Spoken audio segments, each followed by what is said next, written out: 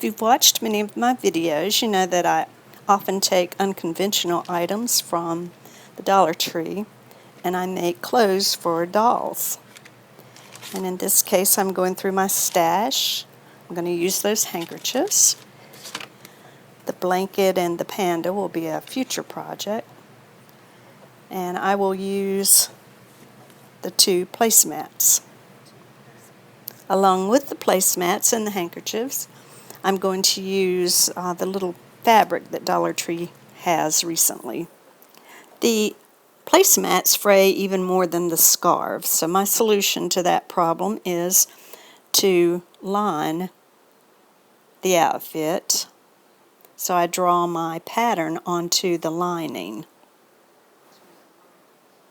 A lining is also useful. It's a lot easier to use a lining to sew a curve than it is to try to hem a curve. And the third reason to use a lining is you can situate the pattern in the fabric, like I can see through it to get the most out of that lemon pattern. You could use the handkerchiefs as the lining, but I used a pillowcase, and sometimes you can find them at Dollar Tree. You could use the lining that's already on the placemat, but it's going to fray big time. So I chose not to use it. Either way, you have to take that lining off. And if you're going to use it, put it on the right side of the fabric. You might see this lining in a future video. I wanted to show you that I always do a practice piece before I sew on my good fabric, although the practice piece turned out really cute. I found the fabrics at Dollar Tree, and it's the first time I've ever seen fabric there. And by the way, my pattern will be listed in my Etsy shop. Okay, I left this whole end open. I sewed around, down, around, and I stopped right here. Again, I left that open so I could turn it. Now, this, if you're not used to sewing curves, just sew slow. And I made a teeny tiny little seam here, probably less than 1/4, but you can make yours larger. Not too much at the top because you want it to fit around the waist. Okay. If you want to make it shorter, now's the time to do it. And all you have to do is make that bottom seam larger. Now it's very important to clip your curves at the top and at the bottom. Some people like to notch their seams, and here's an example of notching, but I just clip mine, it'll be fine. Now it's time to turn it to the right side, and it's optional to zigzag the seams.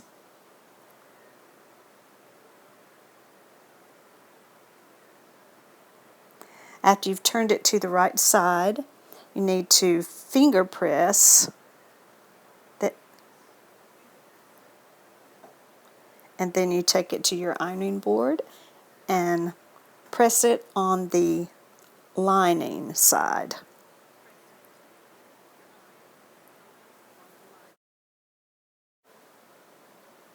There's 2 different ways to finish the raw edges. You can tuck them inside, pin it, and then sew a straight stitch.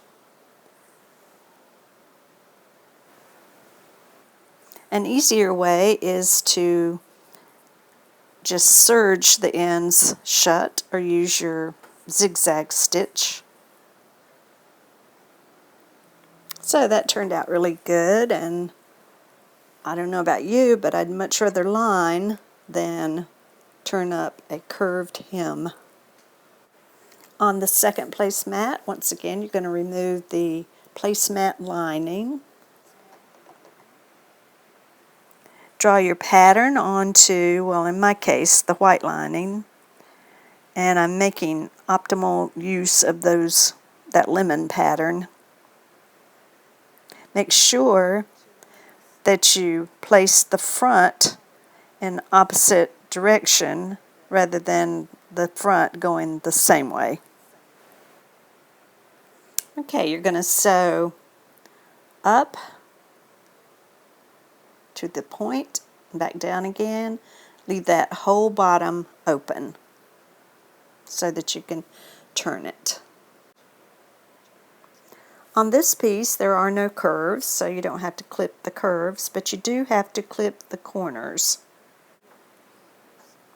Okay, you're ready to turn it to the right side, and you're going to carefully nudge all those little corners out.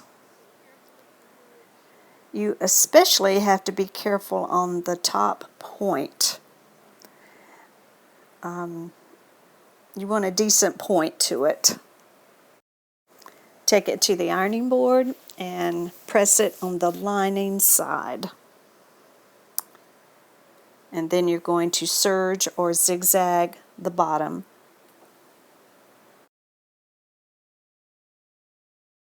And the back looks as good as the front.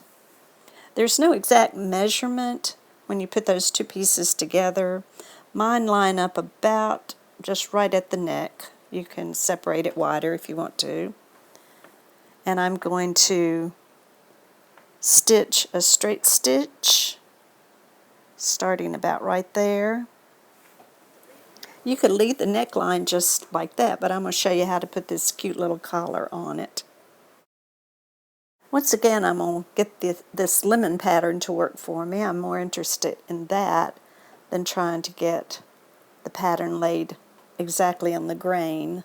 Now people clothes, you really have to watch that, but doll clothes, it's going to be okay. In fact, it's kind of on the bias of the fabric. So this is the front of the collar, so you want to make sure you sew this area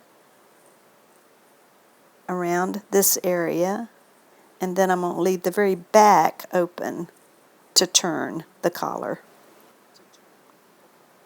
Okay, you're going to clip your curves, top and the bottom, and I did hand sew or baste the rounded part of the collar so that it would be nice and smooth when you turn it to the right side. Okay, we're ready to turn. When you're trying to get a sharp point, because this is loosely woven fabric, you need to use maybe I'm using a rounded knitting needle, and just be very delicate.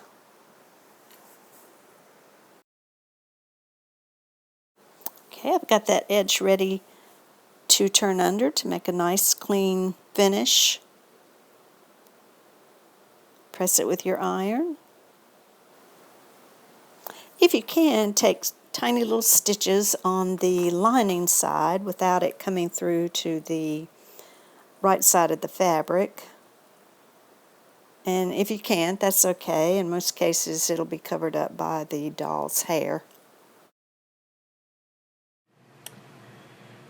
Now, let's talk about closures. On this loosely woven fabric, Velcro might not be the best choice, mainly because it'll snag it. I'll probably use snaps. You can sew one side shut, but you have to leave the other side open so you can get the outfit off the doll. I do have a video showing how to do closures. Might want to check that out. And this is leaving one side open. On the practice outfit, I use this type of snap. It comes in a kit. I think I got it at Walmart. And here's the kit. You get this tool. You get a tiny little awl. Get these snaps. And the kit contains really good instructions. I'm using the man's handkerchief to make the little shrug, and it has little lines in it. I've drawn my pattern so that the lines will match.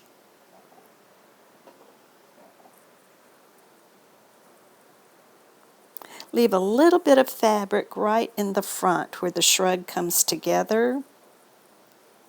And except for that part, you're going to sew on the pencil lines. Pin the front of the shrug together.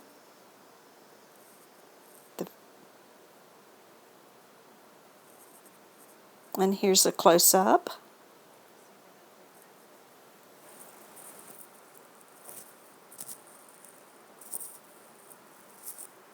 Okay, lay the front to what will be the back of the shrug. And you're going to sew just the shoulder seams. Open it up and put it on whatever you're going to use as your lining. Sew the neckline and down both sides of the front. And this is where you're not going to sew on the line. You're going to sew almost 1/4 of an inch over from the line. And here's a close-up. You see that I sewed about 1/4 of an inch from the line and into the curved part. Go ahead and finger press a little hem. Make it easier when you turn the jacket.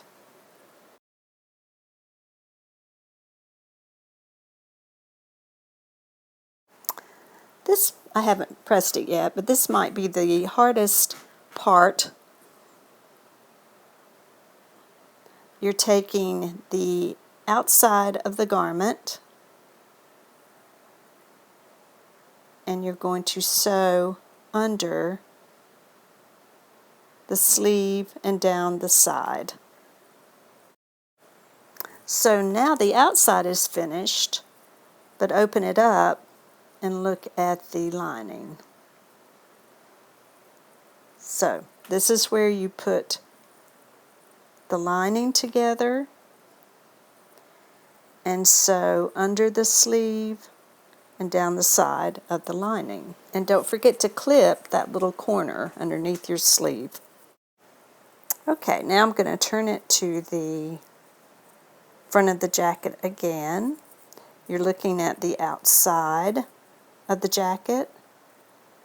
Here's the lining, and all you do is push that little lining sleeve through.